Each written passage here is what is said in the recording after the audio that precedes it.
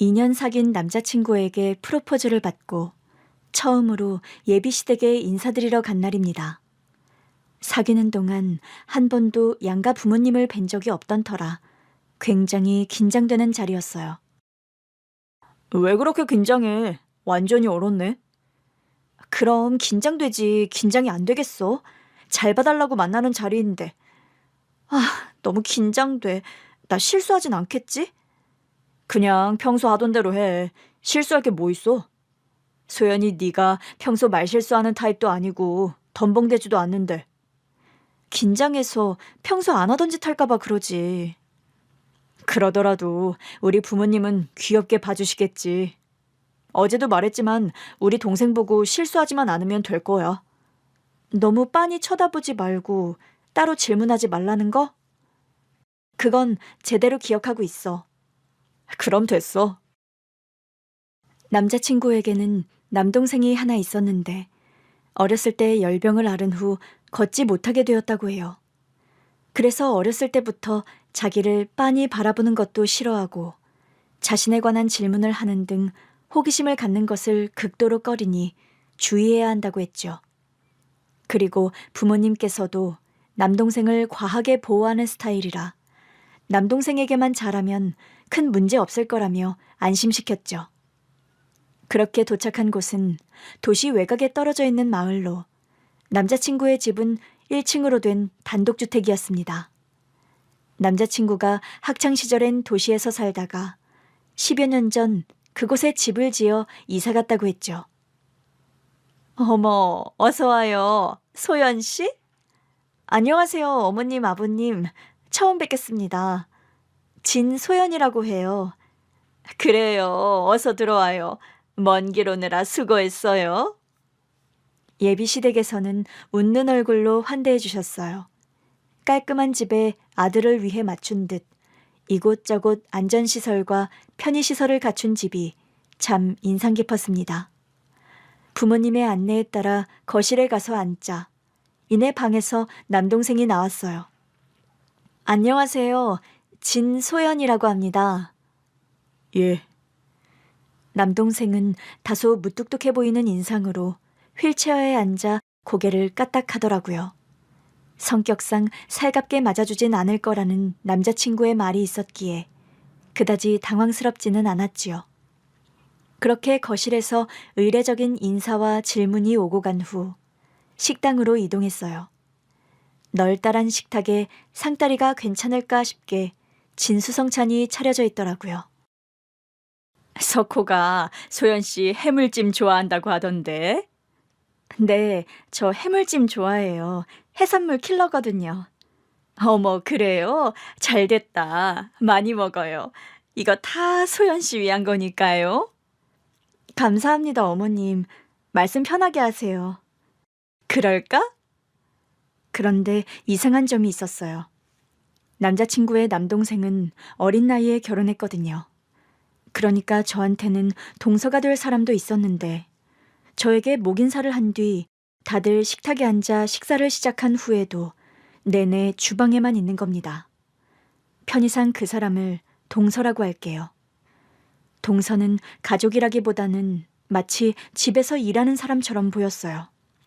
아무리 집에 손님이 와서 바빠도 그렇지 그것도 가족 행사였는데 혼자 소외된 것 같았죠. 다른 가족들의 태도도 좀 이상했습니다. 예, 이쪽에도 정글은 놔야지. 시어머니께서 그렇게 한마디 툭 던지면 마치 기계처럼 달려와 명령을 수행한 후 금세 사라졌어요. 누구 하나 동서 보고 식탁에 앉아 함께 식사하자는 사람이 없었고요. 시아버님이 물 하고 외치면 물잔을 가져다 주는 식이었죠. 화기애애한 식탁에서 그게 내내 마음에 걸렸습니다. 저한테는 한없이 고생한 말투로 예의를 차리시면서 동서한테는 전혀 딴 사람처럼 구니까요. 그래, 남동생이 변호사라고? 네, 얼마 전에 사무실 개업했어요. 자기 사무실을 가진 변호사라니 대단하네. 소연이는 간호사라며? 부모님께서 두 자식들을 정말 훌륭히 키우셨네. 언제 필요한 일 있으면 도움받으면 좋겠어. 얼마든지요. 무슨 일 있으면 말씀하세요. 제가 오빠한테 말해둘게요. 말만 들어도 아주 든든하네. 그때였어요. 갑자기 주방 쪽에서 뭔가 와장창 깨지는 소리가 났거든요. 주방 안쪽은 집안 구조상 식탁에서 보이지 않는 자리였어요. 그런데 보통 그런 소리가 나면 놀라 달려가 보지 않나요? 누구 하나 그 소리에 미동도 없이 자리에서 일어나지도 않더라고요. 마치 아무도 그 소리를 듣지 못한 것처럼요. 제가 놀라 자꾸 주방 쪽을 흘끔대니 시어머니가 그랬습니다. 신경 쓰지 말고 먹어. 제가 은근히 덤벙거리는 구석이 있어. 한두 번 있는 일도 아니야. 네, 그래도 다치셨을지도 모르는데. 뭐든 알아서 잘하는 애니 걱정 마. 새우 까줄까? 아니요. 제가 먹을게요, 어머니. 그렇게 말하면서도 은근히 주방 안쪽으로 자꾸만 신경이 쓰였습니다. 게다가 식사 시간 도중 남자친구 남동생이 화장실에 가야 하는 문제나 끝나고 방으로 이동할 때도 동서를 불러 눈길도 주지 않고 해결했어요. 이상한 건 식사 시간 끝나고도 마찬가지였죠. 거실에 모여 앉아 차와 과일을 먹었는데 그 자리에도 동서는 나오지 않았습니다. 차와 과일을 내어주는 얼굴에는 표정이 없었고요. 한창 이야기를 나누다 남자친구가 부모님과 대화하는 사이 슬쩍 빠져나왔어요. 화장실을 찾는 척 주방 쪽으로 가 동서를 만났죠. 저기, 안녕하세요. 근데 뭐 필요한 거 있으세요? 주방 한켠 의자에 앉아있던 동서는 인기척에 화들짝 놀라며 일어났습니다. 뭐랄까, 저는 그 사람이 이 집 식구들을 위해 항상 대기하는 사람이라는 인상을 지울 수가 없었어요. 반응 속도라든지 뭐든 내어줄 준비가 되어 있는 자세라든지요. 그때였습니다. 갑자기 시어머니께서 나타나신 거예요. 뭐하니? 네? 화장실이 어딘가 하고. 화장실은 반대편이야. 현관 옆에. 그렇구나. 앞으로 식구가 될 사람인 것 같아서 인사하고 있었어요. 그러니? 굳이 그럴 필요까진 없었는데. 뭐든 그냥 필요한 게 있으면 편하게 얘한테 말하면 돼. 얘가 우리 집안 살림에는 빠삭하니까. 네, 어머니. 그렇게 이상하고도 불편한 만남을 끝내고 돌아오면서 저는 아무래도 이해가 되지 않아 남자친구에게 물었습니다. 오빠, 오빠 동생이랑 결혼하신 그분 말이야. 수키. 수키? 이름이 수키야? 그건 아닌데 어렸을 때부터 그렇게 불렀어. 걔 엄마 이름이 수키였거든. 그분 어머님 이름으로 부른다고? 응, 이상하긴 하지. 근데 하도 어렸을 때부터 그렇게 불러서 입에 붙었어. 원래 이름이 뭐라더라? 미영이었나 하영이었나? 기억도 안 나네. 수키가 왜? 아니, 너무 가족들이랑 동떨어져 있는 것 같아서. 어렸을 때면 인연도 오래된 것 같은데 오히려 되게 남 같고. 어렸을 때부터 그랬어.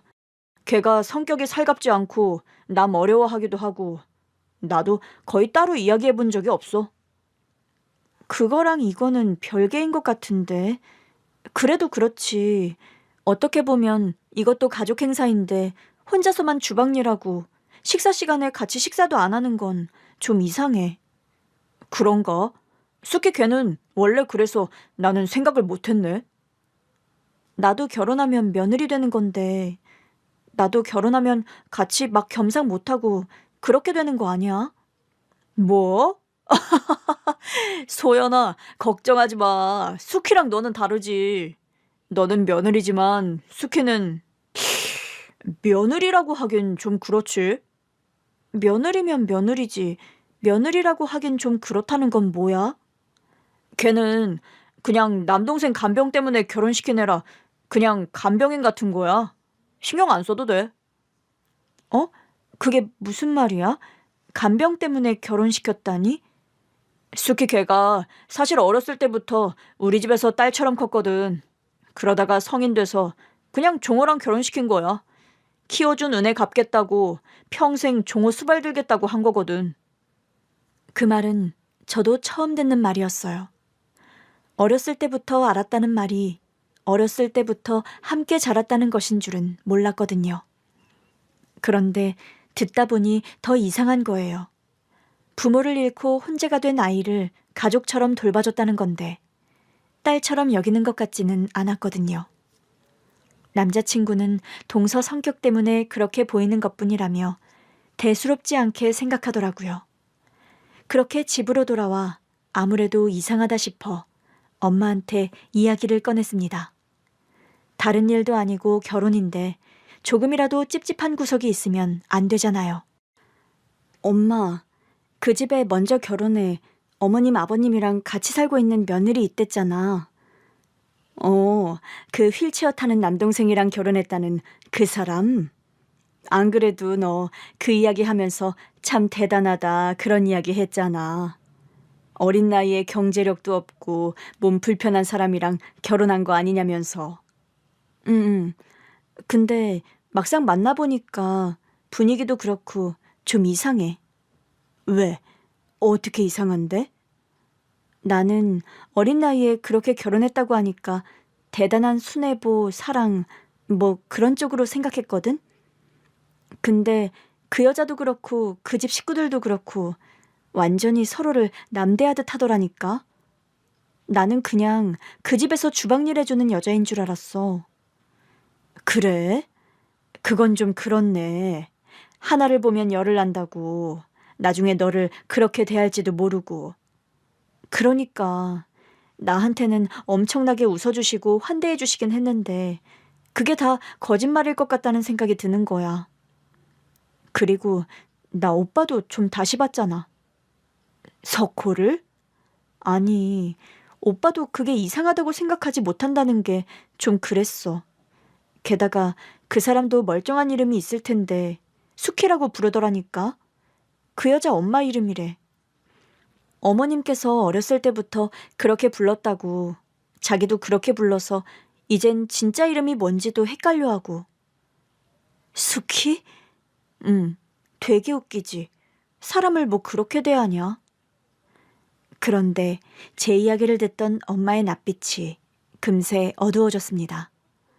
그리고 잠시 그 수키라는 이름을 곱씹더니 그러시더라고요.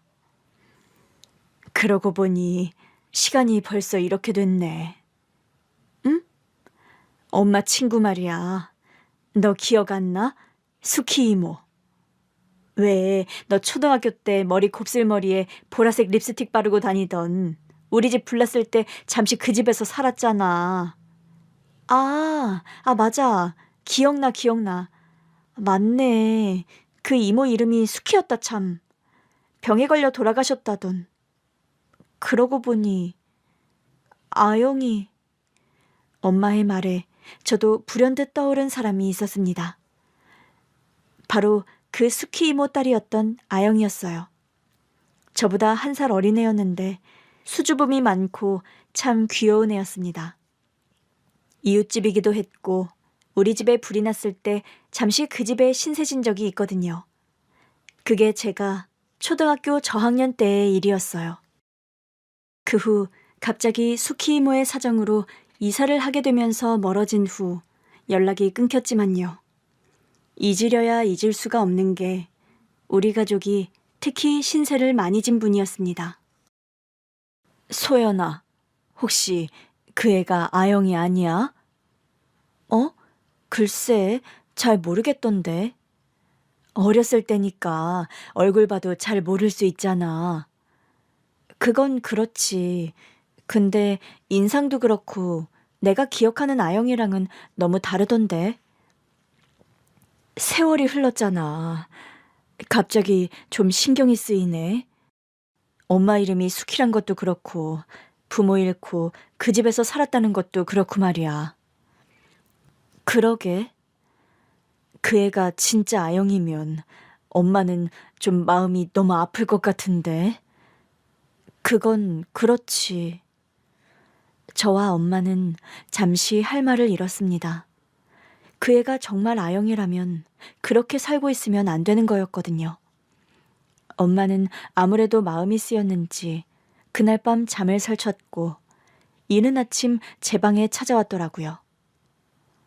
소연아, 아무래도 좀 알아봤으면 좋겠어. 그 애가 아영이인지 아닌지. 갑자기 꿈에 수키도 보이는 게 아무래도 너무 신경이 쓰여. 수키 이모가 꿈에 나왔어? 엄마가 어제 너무 신경 썼나 보다. 내가 다시 알아볼게. 너무 걱정하지 마. 설마 아영이려고. 엄마가 너무 불안해하기도 하고 저도 아무래도 이상하다 싶어 다시 예비시댁을 찾았습니다. 예비시댁에서는 다음날 갑자기 다시 찾은 저를 보고 놀랐지요. 무슨 일이야? 뭐 놓고 간 거 있어? 네, 어머니. 제가 귀걸이를 하고 갔는데 한쪽이 여기서 빠졌나 하고요. 어머, 그런 게 있으면 말하지. 내가 찾아뒀다 석호통에 줄 텐데. 여기까지 찾아온 거야? 괜히 수고스럽게 해드리고 싶지 않아서요. 어머님 허리도 안 좋으신데 작은 귀걸이 찾는다고 고생하실까 봐. 실례가 안 된다면 제가 들어가서 좀 찾아봐도 될까요? 그래, 그래. 어서 들어와. 아침은 먹었고? 네, 먹었어요. 저는 아무렇지 않게 잃어버린 귀걸이를 찾는 척 들어가 집안을 둘러보았습니다. 거실에는 남자친구 남동생과 시아버지께서 텔레비전을 보고 계셨고 동서는 아니나 다를까 그 자리에 없었죠. 저는 가볍게 두 사람과 인사를 나눈 후 거실에서 귀걸이를 찾는 신용을 했어요. 그리고 제가 가본 곳들을 다 가봐야 한다는 핑계를 대며 화장실도 가고 동서가 있는 주방에도 접근할 수 있었죠. 저기요. 네? 혹시 이름이 어떻게 돼요? 네? 이름이요. 그쪽 이름. 그건 왜... 아, 일단 이거 받아요. 여기 우리 집 주소랑 제 번호거든요. 시간 될 때 우리 집에 좀 올래요? 이걸 왜... 그러니까 제가 더 설명하려던 찰나 어머니께서 주방으로 들어오셨습니다.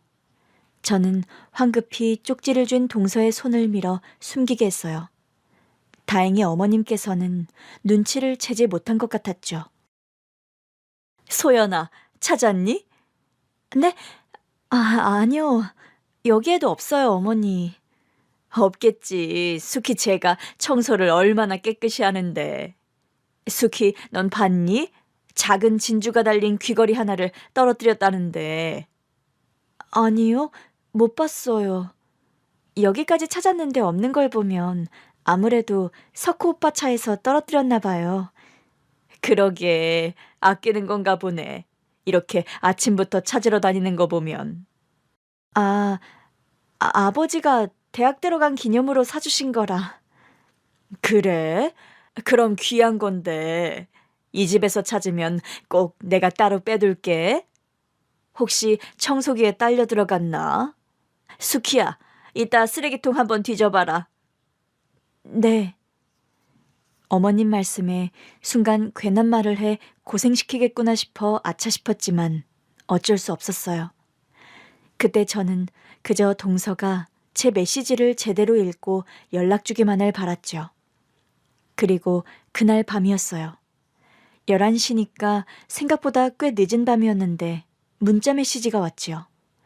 핸드폰을 사용할 수 있는 시간이 정해져 있어서 늦었다는 다소 이해하기 어려운 사과를 덧붙여서요.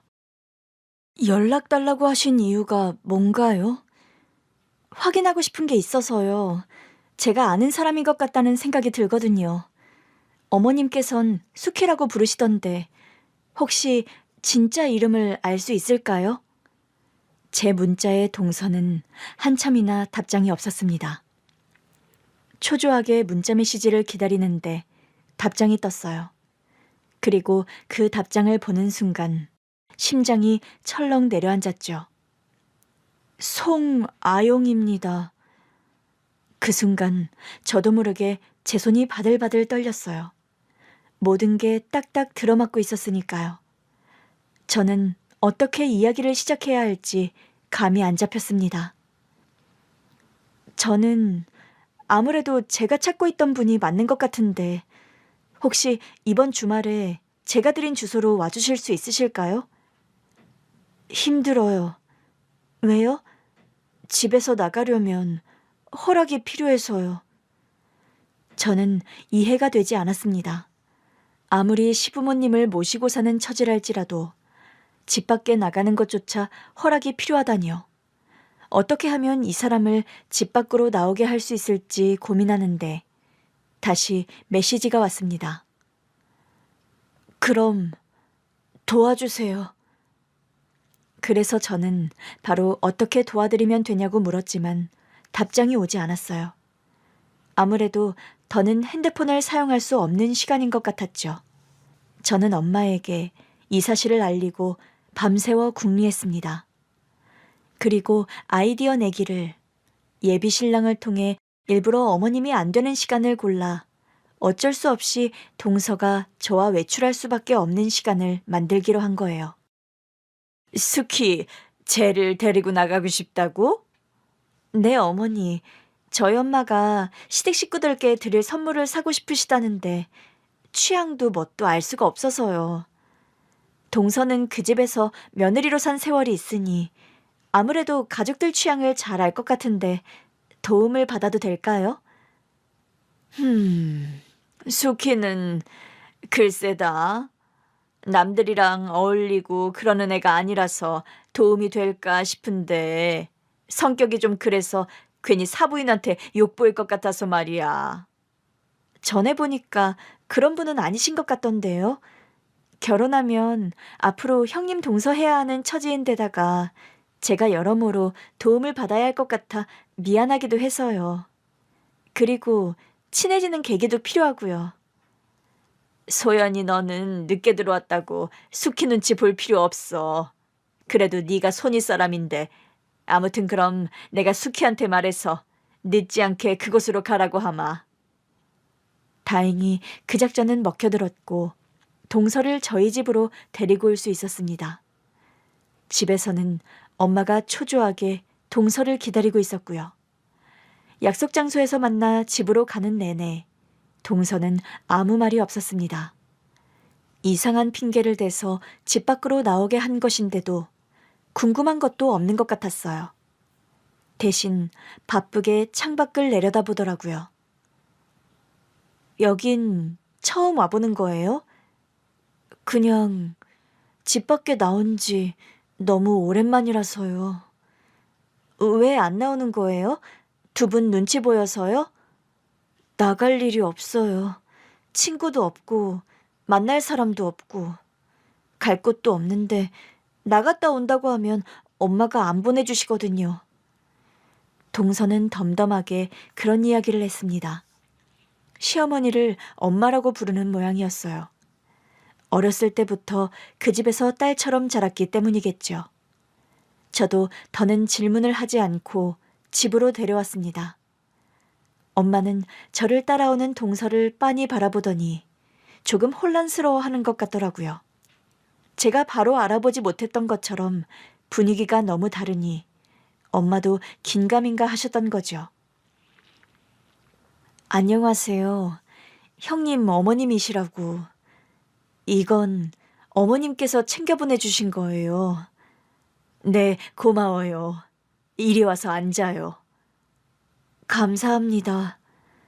실은 내가 아가씨를 만나고 싶어 우리 딸한테 부탁한 거거든요. 아무래도 아가씨가 내가 아는 그 아이인 것 같아서. 듣자 하니 어머님께서 어렸을 때 돌아가셨다던데 혹시 어머님 성함이 서, 숙자, 희자 아니었어요? 서숙희. 아, 맞아요. 저희 어머님 서숙희였어요. 어머, 그럼 혹시 아영이? 송아영이라고 숙희 언니한테 딸 하나가 있었는데 그것도 맞아요. 제가 송아영이에요.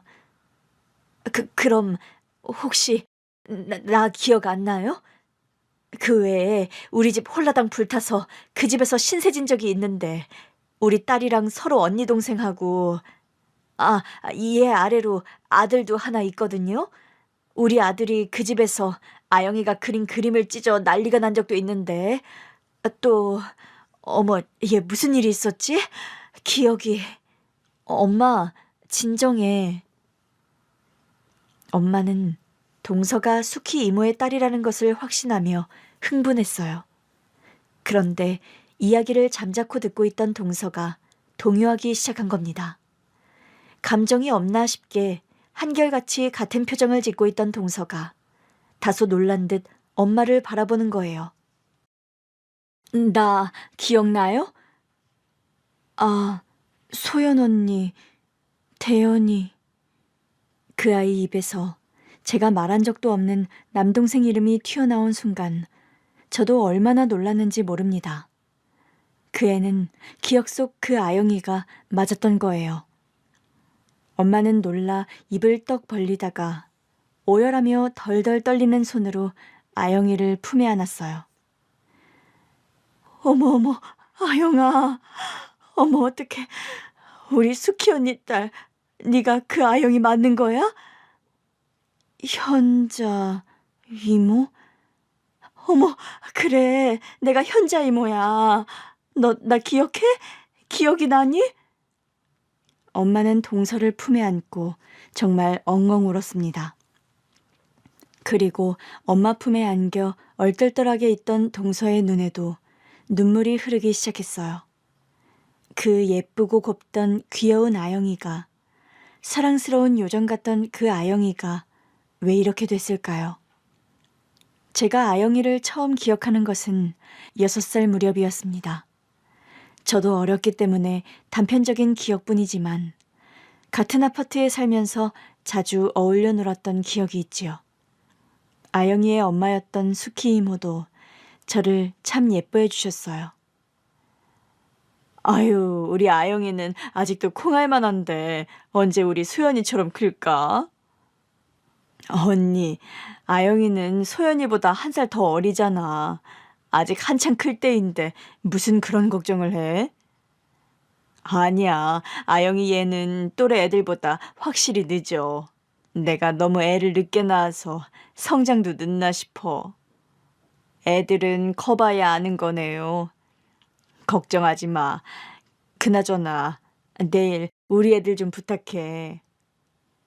우리 집은 805호였고 아영이 집은 401호였어요. 층수도 달랐던 우리 가족과 아영이네 가족이 친하게 지낼 수 있었던 것은 아버지가 같은 회사에 근무했기 때문이었죠. 그러니까 이웃이자 같은 회사 직원이었던 거예요. 또래 아이들을 키우고 있다는 공통점이 있어 빠르게 가까워졌고요.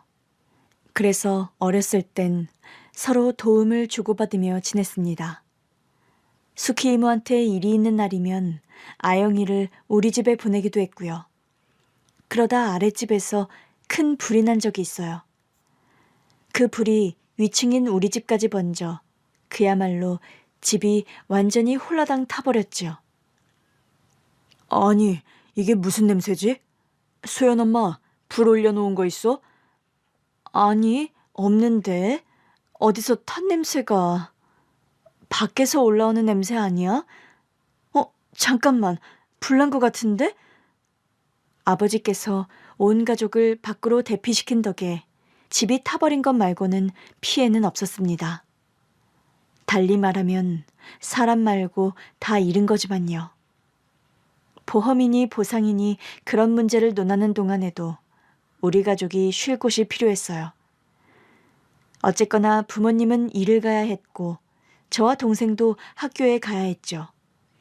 그때 흔쾌히 먼저 손을 내밀어 준 게 수키 이모였어요. 현자야, 그러지 말고 당분간 우리 집에서 같이 지내자. 아니야, 언니, 어떻게 그래. 그럼 뭐 애들 데리고 여관방이라도 갈 거야? 학교도 보내야 하고 자기 일도 가야 하잖아.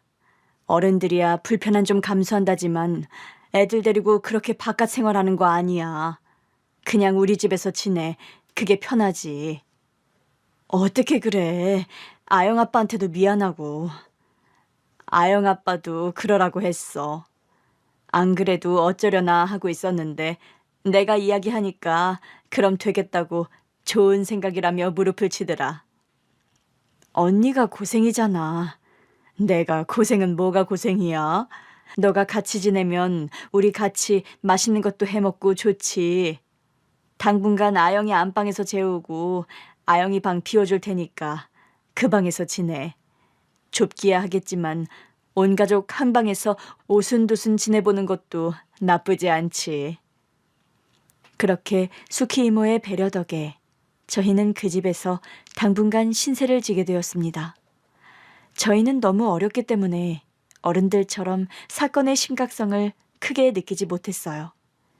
나중에 부모님이 하시는 말씀을 듣고서야 그게 진짜 큰일이구나 했죠. 좋아하는 동생 집에서 지내게 됐으니 얼마나 재밌었겠어요. 아영아, 나 이 인형 가지고 놀아도 돼? 그래, 언니. 나랑 같이 가지고 놀자. 언니는 주주가 좋아, 미미가 좋아?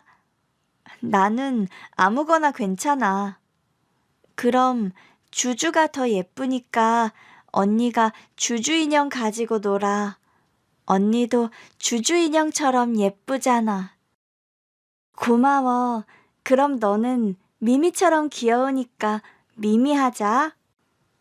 아영이는 참 착한 애였어요. 수키 이모가 외동이라 버릇없이 자랄까봐 엄하게 교육했던 기억이 있는데 그 탓인지 몰라도 예의가 참 바른 아이였죠. 심지어 자기가 아끼는 그림을 제 동생이 찢어버렸을 때도 괜찮다고 한 애였어요. 집에서는 항상 제가 남동생과 놀아줬는데 아영이 집에서 지내면서 제가 아영이랑만 노니 남동생이 심통이 난 겁니다. 그래서 아영이가 학교에서 상 받은 그림을 실수로 찢어버린 것이죠. 남동생도 어려서 제대로 사과하지 않고 소리 높여 울기 바빴는데 두동강이 난 그림을 보고 아영이는 눈물이 그렁그렁한 눈으로 간신히 괜찮다고 대답했죠.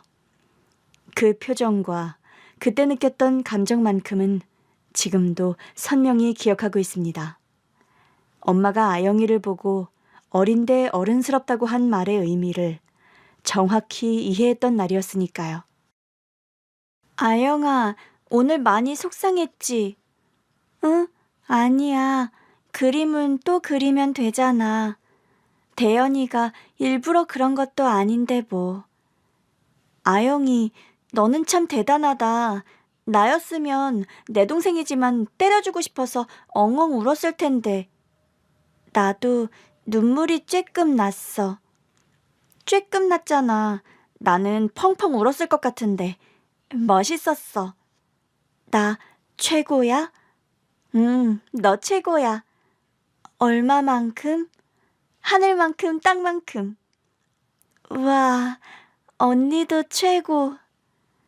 때묻지 않은 순수한 시절이었죠. 그래서 그때의 기억이 좋은 기억만 남아있는 걸지도 모릅니다. 지금은 예전만은 못하지만 예전엔 내 친척보다 가까운 것이 이웃사촌이었어요. 아버지들도 형제처럼 지냈고 엄마도 친자매처럼 지냈거든요. 그렇게 다른 집으로 이사를 하기까지 반년이 가까운 시간을 그 집에서 보냈지요. 거의 매일 잔치하듯 지냈던 것이 생각납니다. 그러다 아영이 가족과 헤어지게 된 것은 아영이 아버지께서 갑작스레 돌아가시면서 시작된 비극이었어요. 직장 내에서 벌어진 사고였는데 산재로 처리해주지 않아 그걸로도 엄청 골치가 아팠습니다. 아버지께서도 해고를 각오하고 아영이네 편에 서서 싸웠던 기억이 나요. 이대로는 못 넘어가. 우리 영재 이러다 억울해 눈 못 감는다고. 소연 엄마, 미안해. 나 이 회사 때려치우는 한이 있더라도 우리 영재 억울함은 풀어줘야겠어. 소연 아빠, 나나 애들은 걱정하지 마. 당신이 그 회사 때려친다고 해도 우리 안 죽어. 당신이 백수가 돼도 내가 당신이랑 우리 애들 먹여 살릴 테니까 걱정하지 마. 엄마는 전적으로 아버지와 아영이 그리고 수키 이모의 편이 되어주었습니다. 수키 이모는 아저씨가 그렇게 하루아침에 유명을 달리하면서 많이 힘들어하셨어요. 오히려 어린 아영이는 의젓해 보였고 엄마는 매일같이 수키 이모 집에 찾아가 끼니를 챙겨주셨죠. 언니, 이러다 죽어. 아영이 두고 아영 아빠 따라가려고 그래? 현자야, 나 좀 그냥 가만히 내버려둬. 아무것도 하고 싶지가 않아. 먹고 싶지도 않고 숨도 쉬고 싶지가 않아. 바보 같은 소리 좀 그만해. 아영이는 어쩌고. 엄마가 그런 나약한 소리 하면 되겠어? 현자야, 혹시 내가 잘못되더라도. 언니, 그런 소리 하는 거 아니야. 애 듣는 데서 못하는 말이 없어. 미안해. 근데 나 정말 숨이 턱턱 막히는 것 같아. 못 살겠어. 너무 괴로워. 우리 아영 아빠 불쌍해서 어떡해. 우리 아영 아빠 눈도 못 감고 갔어. 그러니까 더 힘을 내서 살아야지. 아영 아빠 억울하게 눈 감고 저 세상에서 이 꼴 보면 얼마나 속이 터지겠어. 자기도 어쩔 수 없는 일이었는데 남은 언니랑 아영이마저 잘못되면 아영 아빠 더 억울해 미치고 팔딱 뛸 노릇이지. 수키 언니, 정신 똑바로 차리자. 언니가 정신 똑바로 차려야 언니도 살고 아영이도 살아. 살자, 응? 살아보자. 내가 도와줄게. 엄마가 수키 이모를 위로하는 동안 저는 아영이 방에서 아영이와 함께 있었어요. 아영이는 울지도 않고 좋아하던 인형을 안고 앉아 있었죠.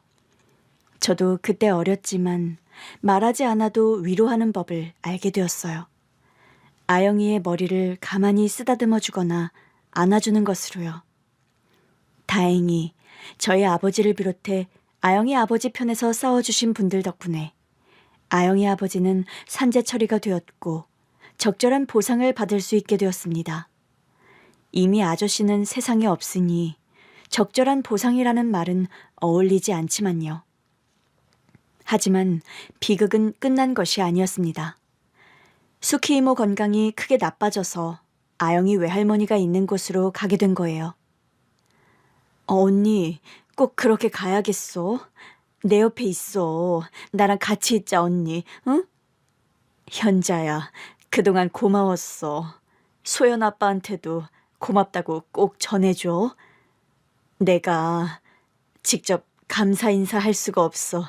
너무 미안한데 소연 아빠 덕분에 우리 아영 아빠 눈 감고 편히 갔을 거야.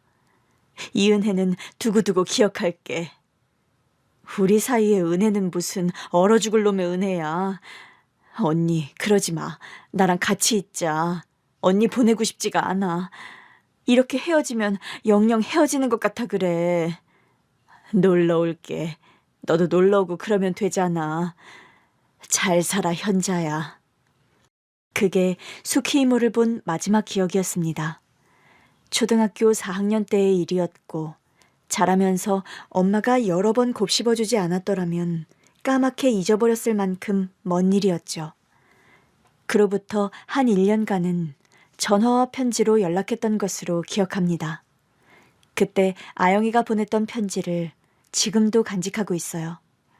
그러다 연락이 끊긴 것은 수키 이모가 크게 아프다는 소식을 듣고 난 후였지요. 이모가 아프단 소식에 엄마가 수키 이모의 친정인 강원도까지 갔었어요. 그곳에서 3일 있다 돌아오셨는데 표정이 아주 좋지 않았죠. 여보, 수키 언니 아무래도 가망이 없어 보여. 어? 그게 대체 무슨 말이야? 형수가 왜? 암이래나 봐. 어휴, 대체 이게 무슨 일이야? 아영이 그 어린 것은 불쌍해 어떡하냐고. 뭐? 아니 세상에 무슨 그런 말도 안 되는 일이 있어. 내가 진짜 속상해서 어쩜 이러냐고. 아영 아빠 그렇게 된 지 얼마나 됐다고. 언니까지.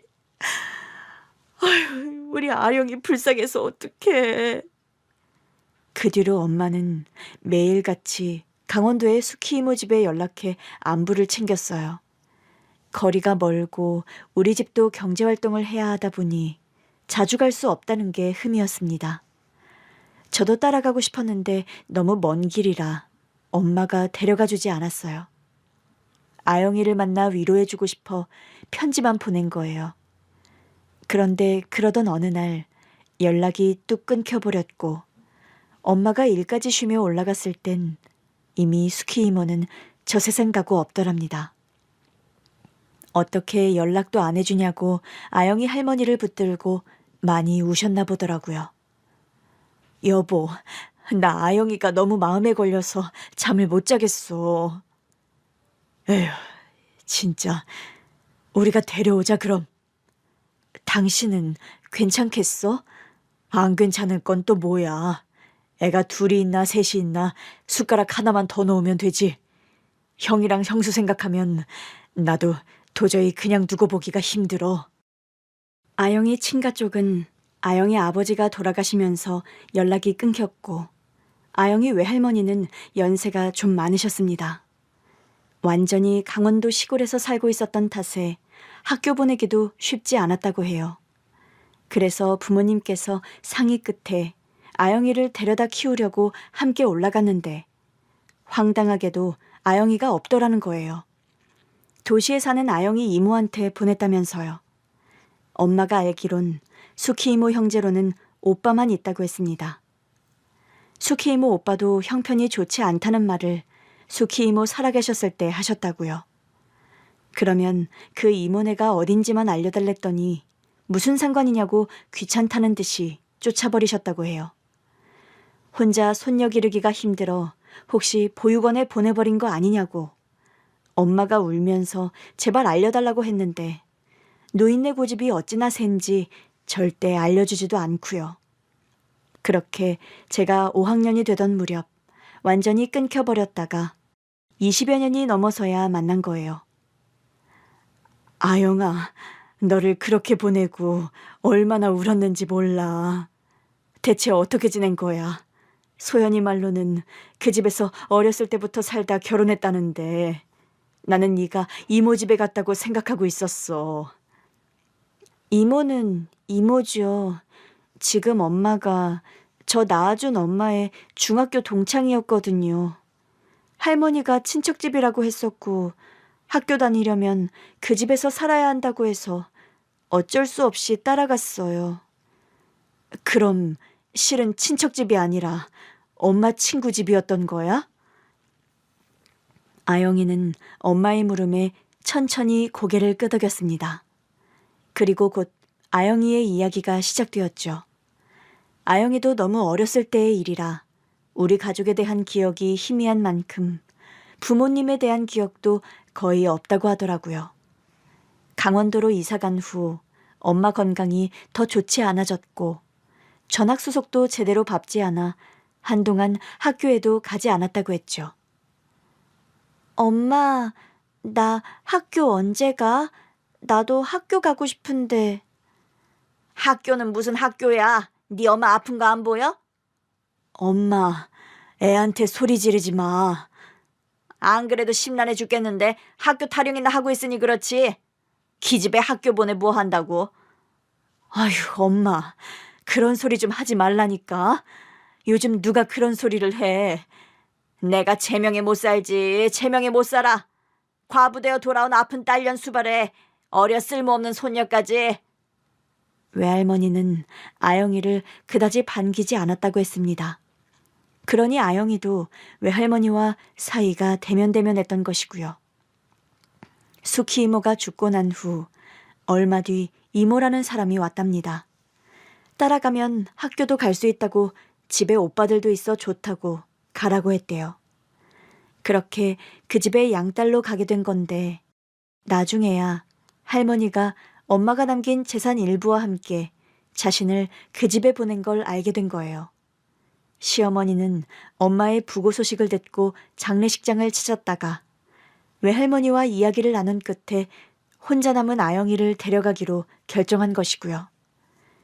여기까지만 들으면 시어머니가 대단한 선행을 한 것 같지만 실상은 그게 아니었습니다.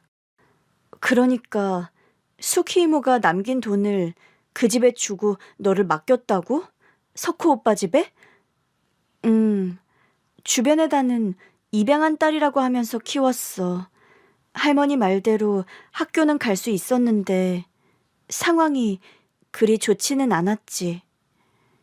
아영이는 씁쓸한 표정으로 잠시 말을 잇지 못했습니다. 힘들었던 지난날이 떠오른 탓이었겠죠. 아영이가 그 집에서 처음으로 혼난 것은 그 집에 온 지 한 달 만의 일이었답니다. 아우, 수키야. 내가 거실 물걸레질 깨끗이 하라고 했잖아. 했어요.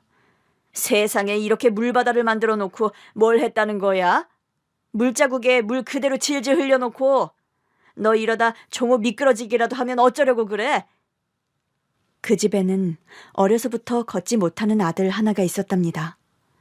시어머니는 그 아들, 그러니까 제 남자친구 동생인 그 아이 때문에 항상 예민했다고 해요. 언제나 그 아들이 우선이라 학교가 끝나면 무조건 집으로 와서 그 아들이랑 함께 시간을 보내야 했답니다. 집안을 쓸고 닦고 설거지하고 남은 시간에 자기와 동갑내기였던 그 아이를 돌보는 게 어린 아영이의 일과였던 거예요. 아영이가 눈칫밥 먹으며 시키는 일을 곧잘 하기도 하고 어느새 그 아이도 아영이에게 의존하는 모습을 보이자 아영이한테 그 아이를 덥석 맡긴 것이죠. 아영이 너는 나중에 종호한테 시집 오면 되겠다. 네? 지금부터 그리 죽이 잘 맞는데 결혼하면 얼마나 보기 좋겠어. 그땐 내가 너 파양에 며느리 삼아야지. 어려서부터 그런 말을 자주 들었다고 해요. 그도 모자라 먹여주고 키워준 것을 들먹이며 꾸준히 죄의식을 덮어씌운 것이지요. 어휴, 수키 너는 나 아니었으면 어쩔 뻔했냐? 그 강원도 깡촌 시골에서 학교도 제대로 못 다니고 네 할머니한테 천덕꾸러기 취급이나 받으면서 살았겠지. 내가 널 걷어 키웠으니 도시에서 학교 생활도 하고 살지 않겠어? 너 나중에 이거 다 제대로 갚아야 돼. 도망이니 뭐니 그딴 양심 없는 짓거리 하지 말고, 알겠어? 네. 하지만 착한 아영이도 자라면서 그 상황이 너무 답답하고 화가 나기도 했답니다. 먹여주고 재워주는 일이야 부정할 수 없는 사실이었지만 그 집에 들어가 살게 되면서 가장 중요한 것을 잃어버리게 된 거예요. 바로 자유였습니다. 중고등학교를 남녀공학으로 간 것도 시어머니의 명령이었다고 해요. 아들과 같은 학교를 보내고 같은 반을 만들어야 안심하고 아들 학교를 보낼 수 있었으니까요. 3년 내내 친구도 없이 그 아이를 챙겨야 했답니다. 야, 아영이랑 종호 쌍둥이라더니 아무리 그래도 화장실까지 따라가 주는 건 좀 그렇지 않냐? 나도 진짜 싫어. 아무리 내 동생이 아프다지만 화장실까지 쫓아가야 하면 난 집 나갈 거야. 진짜 불쌍해, 변아영.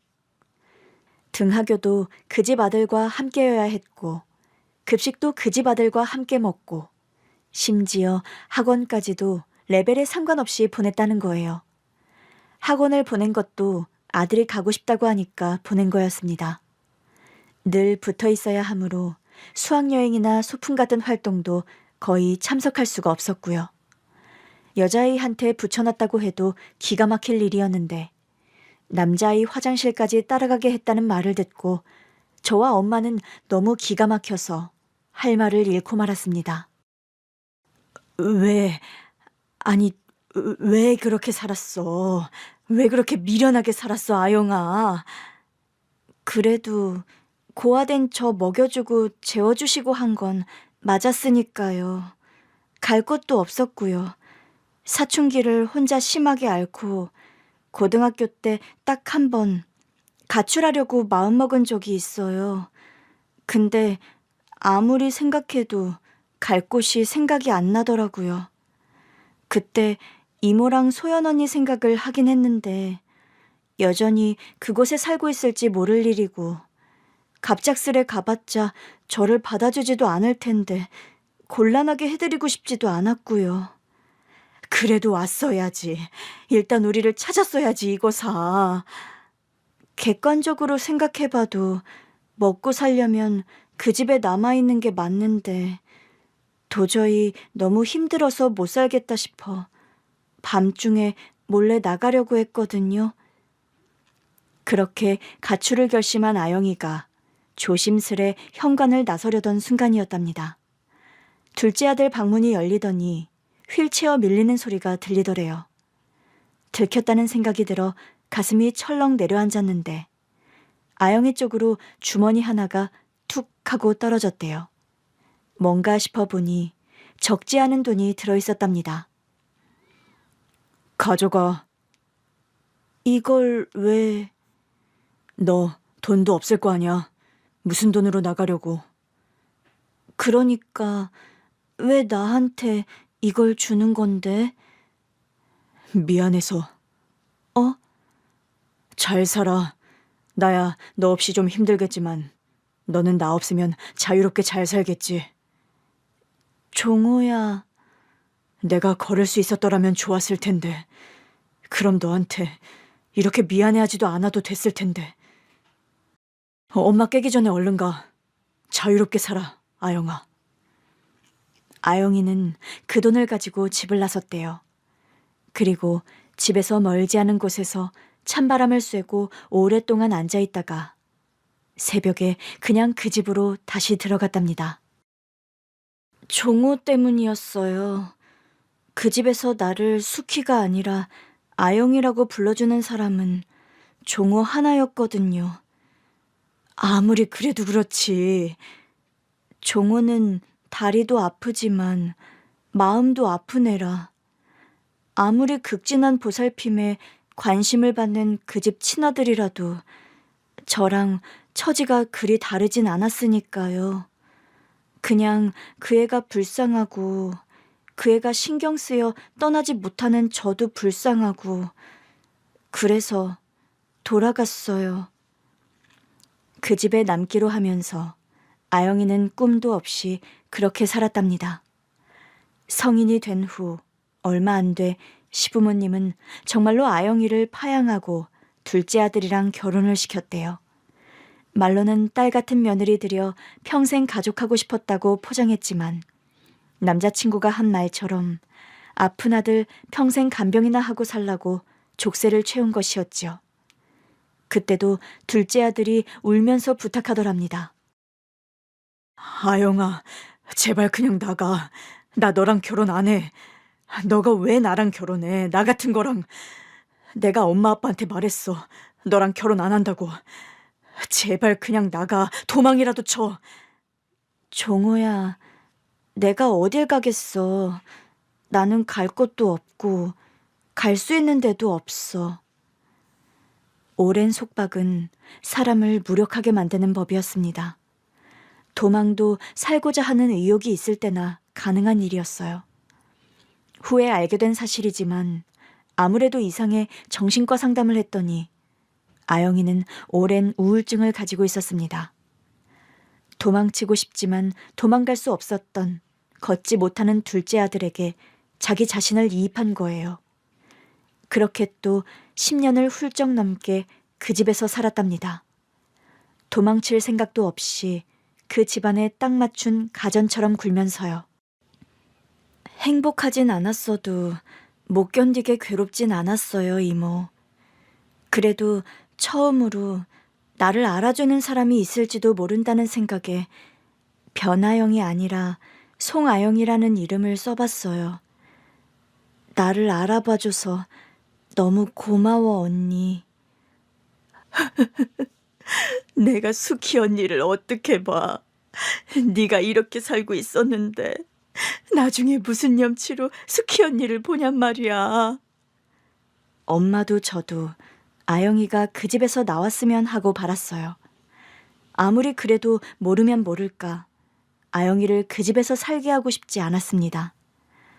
둘이 합심해 설득하자 아영이는 깊은 생각에 잠긴 듯하다 어렵게 입을 열었죠. 이모, 그럼 저 좀 도와주세요. 그래, 말만 해. 내가 어떻게든 너 도와줄게.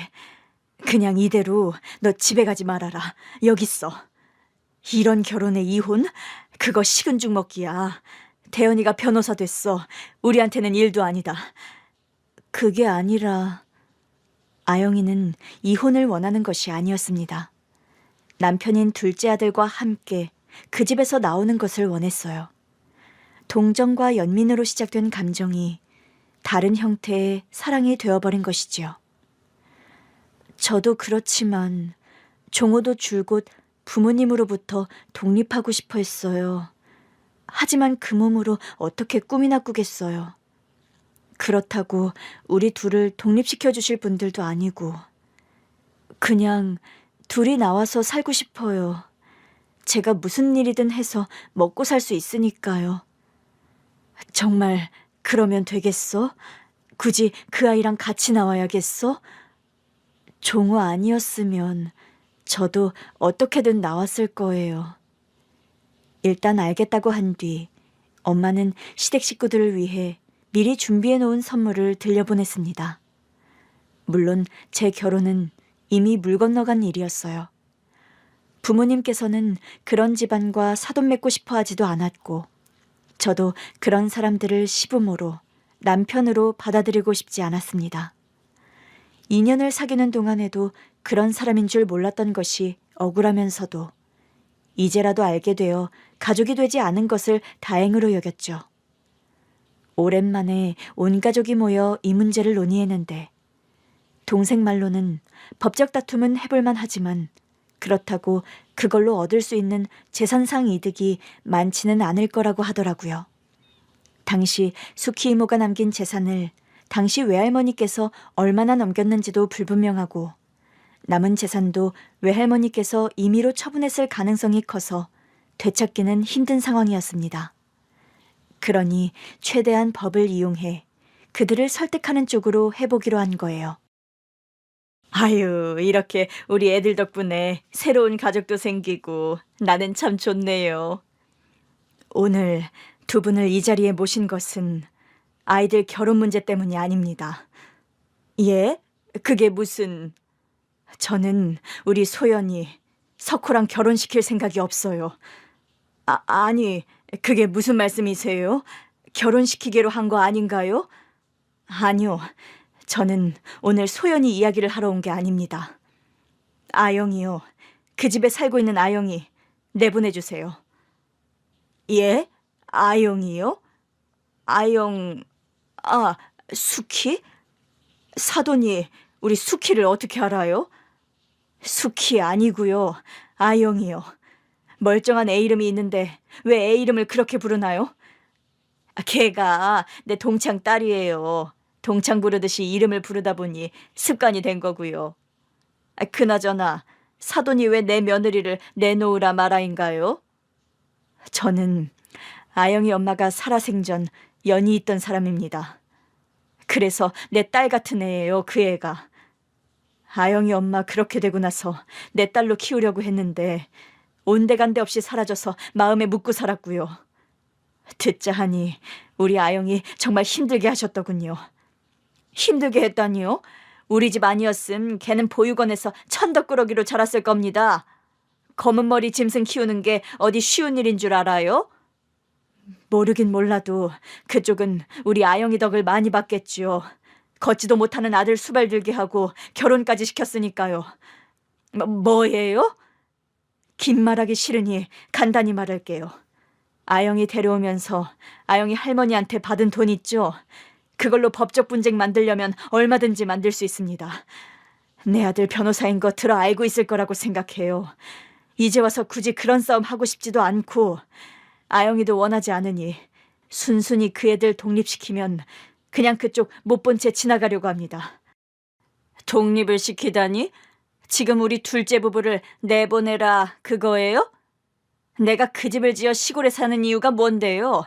그 애 편하게 살라고 지은 집이에요. 그게 평생 끼고 살면서 키우려고. 아무리 못 걷는 자식이라지만 결혼까지 한 30이 넘은 자식을 끼고 사는 건 좀 그렇지 않나요? 그 집이 둘째 아들 맞춤형으로 지은 거면 그쪽이 나오면 되겠네요. 뭐예요? 아니, 당신이 뭔데 이래라 저래라. 기가 막혀서. 무슨 권리로 법은 운운하는데요? 아영이가 퍽이나 고소하겠네. 할 거예요. 그때였어요. 집에 있을 거라고 생각했던 둘째 며느리와 아들이 모습을 드러내자 시부모님은 사색이 되었더라고요. 그 부부는 이미 의견을 맞춘 듯 같은 표정으로 자기 부모님 앞에 섰죠. 독립시켜주지 않으면 저 두 분 고소할 거예요. 이기든 지든 상관없어요. 뭐? 엄마, 나 아영이랑 나가 살래. 그렇게 하게 해줘. 종호야. 나도 엄마 아빠 그늘에서 벗어나서 그냥 아영이랑 둘이 살아보고 싶어. 어차피 하나부터 10까지 나 챙기는 건 아영인데 엄마 아빠 없이 살아도 되는 거 아니야? 그래도 어떻게 네가 나랑 떨어져 사니? 나는 너 걷지 못한다는 거 안 순간 평생 죽을 때까지 너를 안고 가려고 했는데 나 안고 갈 사람은 엄마가 아니고 아영이야. 그리고 아영이한테 미안해서 이대로는 안 되겠어. 적어도 아영이 웃게 하려면 엄마 품에서 내가 나와야 해. 변종호! 그동안 키워주신 거 감사해요. 근데 그 은혜는 저도 충분히 갚았다고 생각해요. 그러니 더는 엄마랑 아빠한테 죄책감 느끼지 않고 후련하게 떠나고 싶어요. 그냥 허락해 주세요. 아영이는 끝까지 예의가 발랐습니다. 그렇게 힘들게 했던 두 사람에게 이성을 잃지 않고 원망을 내뱉지 않을 수 있다니. 많이 변했다고 생각했지만 그 어린 시절의 아영이 그대로였죠. 그 자리는 아수라장이 되어 그렇게 해산되었지만 얼마 후 오빠로부터 합의서를 받아냈다는 연락을 받았어요. 아들 명의로 된 집을 받고 두 사람은 독립하기로 한 것이죠. 그리고 직장이 필요하게 된 아영이를 오빠가 고용해 주었습니다. 언니, 고마워. 언니 아니었으면 내가 어떻게 그 집에서 나왔겠어요. 나를 알아봐주고 내게 관심 가져줬으니 가능했지. 다 네가 살려고 그랬던 거지. 아님 하늘에 있는 수키 이모가 나를 너에게 데려갔던지. 나 때문에 석호 오빠랑 헤어졌는데 그게 어떻게 너 때문이야. 너 덕분이지. 솔직히 그때 너한테 아무렇지 않게 수키라느니 자기 동생 수발들로 결혼시킨 거라느니 그런 소리 하는 거 듣고 정 떨어졌어. 솔직히 그렇게 힘들진 않아. 2년의 세월이니 아쉽긴 해도 내 걱정하지 말고 네 걱정이나 해. 이제 진짜 시작이잖아, 아영아. 잘 살게. 솔직히 이제 좀 숨통이 트이는 것 같아. 나는 내가 이걸 원하는지도 모르고 살았는데 막상 결심을 하고 나니까 이게 행복인가 싶어. 다행이다. 정말 다행이야, 아영아. 수키 이모가 하늘에서 보고 있다면 이제야 마음을 놓을 겁니다. 아영이가 정말 환하게 웃었거든요. 남자친구, 아니 이제 전 남자친구가 된 사람은 지금도 종종 연락이 오고 있어요. 자긴 잘못이 없는데 왜 부모님이 한 일로 파혼까지 해야 하느냐고요. 막말로 아영이는 종호를 포기하지 않았는데 어떻게 자기를 그렇게 포기할 수 있냐며 아직도 상황 파악이 안 되는 것 같았죠. 아영이 아니면 어쩔 뻔했나요? 그런 사람이랑 평생을 약속할 뻔했으니까요. 모르긴 몰라도 이 신기한 인연이 적어도 세 사람의 인생을 구한 건 맞는 것 같습니다. 언젠가 이 일도 먼 과거가 되어 추억할 수 있는 날이 오겠지요.